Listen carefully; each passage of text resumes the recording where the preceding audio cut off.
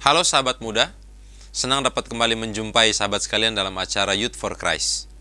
Bersama saya, Pendeta Adi Pejaga, dari Gereja Presbyterian Indonesia Sola Gracia Pondok Kelapa, anggota PGIW DKI Jakarta. Renungan kita hari ini, Selasa 8 Juli 2025, dituliskan oleh Ibu Elih Dia Praptanti, dengan judul Hanya Ikut-Ikutan, yang didasarkan pada Kisah Para Rasul 19 ayat 28 sampai ayat 41. Sebelum membaca dan merenungkan firman Tuhan, mari kita berdoa. Bapa yang baik, kami bersiap untuk mendengarkan firman-Mu ya Tuhan. Namun sebelum itu, kami yakin dan percaya bahwa Tuhan akan mengutus Roh Kudus bagi kami, agar setiap firman yang kami baca, firman yang kami renungkan ini, boleh bersama-sama dengan Roh Kudus itu terus tumbuh dan hidup di dalam kehidupan kami. Terima kasih banyak ya Bapa. Inilah permohonan kami. Di dalam nama Anak Yesus Kristus kami berdoa kepada Bapa di sorga. Amin.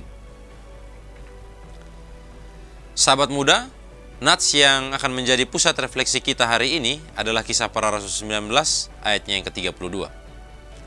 Sementara itu, orang yang berkumpul di dalam gedung itu berteriak-teriak.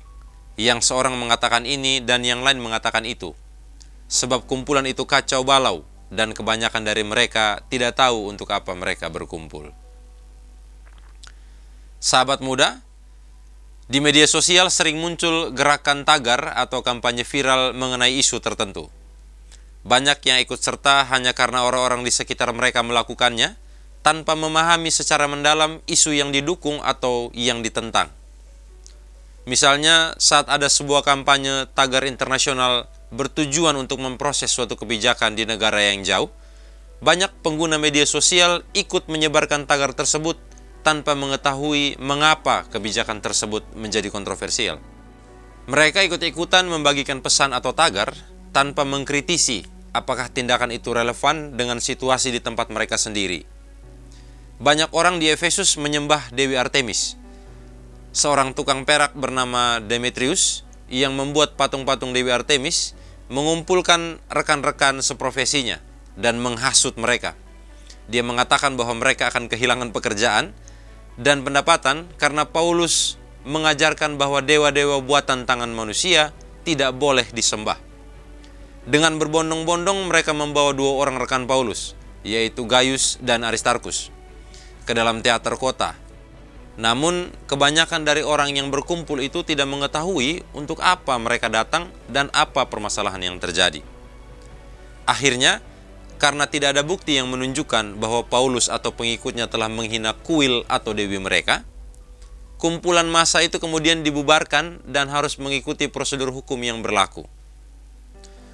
Sahabat muda, tekanan sosial dan tren media sosial bisa membuat seseorang ikut terlibat dalam suatu gerakan tanpa memahami konteks, fakta, atau alasan di baliknya. Hal ini bisa memperburuk situasi karena pesan yang disebarkan tidak relevan. Berhati-hatilah dan bersikaplah kritis sebelum melibatkan dirimu dalam sebuah gerakan atau perkumpulan. Jangan hanya ikut-ikutan. Mari kita berdoa. Ya Allah yang baik, kami percaya bahwa sebagai hamba-Mu, kami akan berjalan seturut dengan kehendak-Mu bagi kami. Oleh karena itu ya Tuhan, seperti telah firman-Mu beritakan kepada kami, biarkanlah kami menjadi hamba-Mu yang setia, bukan menjadi hamba-Mu yang hanya ikut-ikutan. Biarkanlah kami menjadi hamba-Mu yang memahami kasih setia Tuhan kepada kami, sehingga kasih itulah yang akan kami bagikan kepada orang lain. Di dalam nama Anak Yesus Kristus, kami berdoa kepada Bapa di sorga.